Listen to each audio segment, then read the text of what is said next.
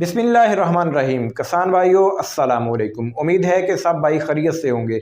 दोस्तों, आज की वीडियो में हम बात करेंगे कि गंदम में हम जो जिंक, पोटाश और बोरान का इस्तेमाल करते हैं, ये हमारे लिए क्यों ज़रूरी है, ये हमें कोई फ़ायदा देती है या नहीं देती, या ये इसको किस तरीके से इस्तेमाल करना चाहिए, इन तमाम बातों को हम डिस्कस करेंगे।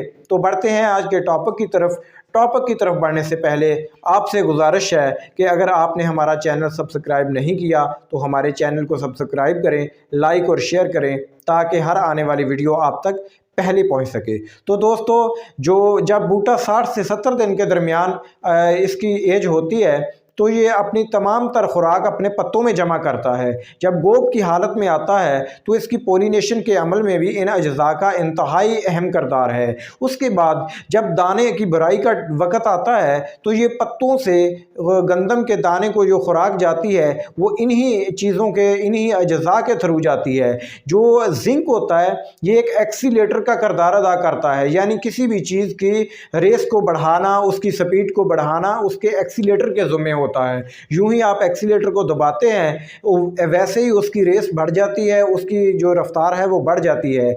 जिंक एक एक्सीलेटर का किरदार गंदम के दाने की भराई में ये किरदार अदा करता है।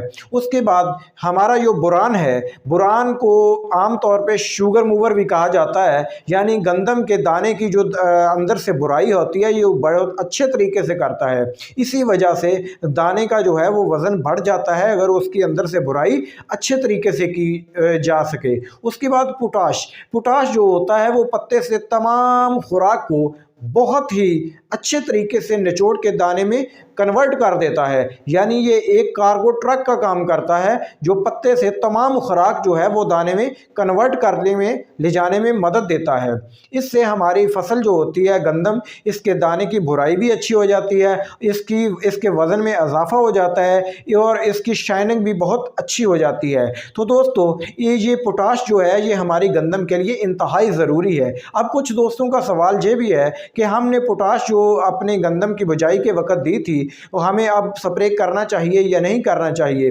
अगर आपने, मेरी इस बात को याद रखें, अगर आपने गंदम की काश्त के वक़्त उसको पोटाश दी है तो वो बहुत ज़्यादा अहम किरदार अदा करती है। वो पोटाश जो है वो आपसे 15 से 20 मन का आपकी पैदावार में इजाफा कर सकती है, और आप जिस पोटाश का गंदम को स्प्रे करेंगे वो आपको तक ज़्यादा से ज़्यादा 5 मन का फ़ायदा दे सकती है। इससे ज़्यादा वो किरदार नहीं अदा कर सकती। हाँ, अगर आपने अपनी गंदम के काश्त के वक़्त दूसरी पोटाश जो है वो नीचे उसको डाली है तो अब ऊपर से स्प्रे भी करेंगे तो ये बहुत ज़्यादा और अहम किरदार अदा करते हुए आपकी गंदम की पैदावार को बढ़ा देगी। तो अब ये एक सवाल ये पैदा होता है कि हमें पोटाश कौन सी स्प्रे करनी चाहिए। तो पहले हम कैटालिस्ट या नए सवेरा वालों की पोटाश यूज़ करते थे, लेकिन उसमें एक ये ख़राबी है कि बर्निंग होती है, यानी पत्ते जलते हैं। उन्हीं पत्तों में खुराक मौजूद होती है, वो जब पत्ते जलते हैं तो वो गंदम को इतना ज़्यादा फ़ायदेमंद साबित नहीं होती। इसलिए बहुत सी दूसरी कंपनियों ने जो है पोटाश अपनी दी है जिससे बर्निंग नहीं होती। ये 30% वाली जो पोटाश है ना, जैसे कैटालिस्ट और नया सवेरा वालों की, इसको आप अगर फ्लड कर दें तो आपको ज़्यादा रिजल्ट देगी। एक और पोटाश NKZ+ के नाम से है, वो बहुत अच्छा आपको रिज़ल्ट देगी। बल्कि उसके मुतल्लिक तो एक जो रिसर्च है उसमें ये है कि ये फ़ी हेक्टर जो है वो 5 क्विंटल जो है वो आपकी गंदम की पैदावार में इजाफा कर देती है। 1 हेक्टर 2.5 एकड़ का होता है और 1 क्विंटल 100 किलोग्राम का होता है, यानी 12 मन 2.5 एकड़ में इजाफा करती है। तो आपके एक खेत में वो 5 मन गंदम का जो है ना वो इजाफा कर सकती है। इसलिए गंदम में कम अज़ कम आपको, अगर आपने नीचे पोटाश नहीं डाली तो स्प्रे लाजमी करनी चाहिए। बाज़ दफ़ा ऐसे होती है कि गंदम देखने को तो ढेर बहुत ज़्यादा होता है, लेकिन जब उसकी तुलाई की जाती है, वज़न किया जाता है, तो उसका वज़न उस निस्बत कम होता है। तो यही वजह होती है कि उस दाने का, गंदम के दाने का जो वज़न है वो वज़न कम होता है। ये पोटाश जो है और बोरान इस्तेमाल, इनका आपस में चोली दामन का साथ है, ये दोनों साथ साथ इस्तेमाल करने ज़रूरी हैं।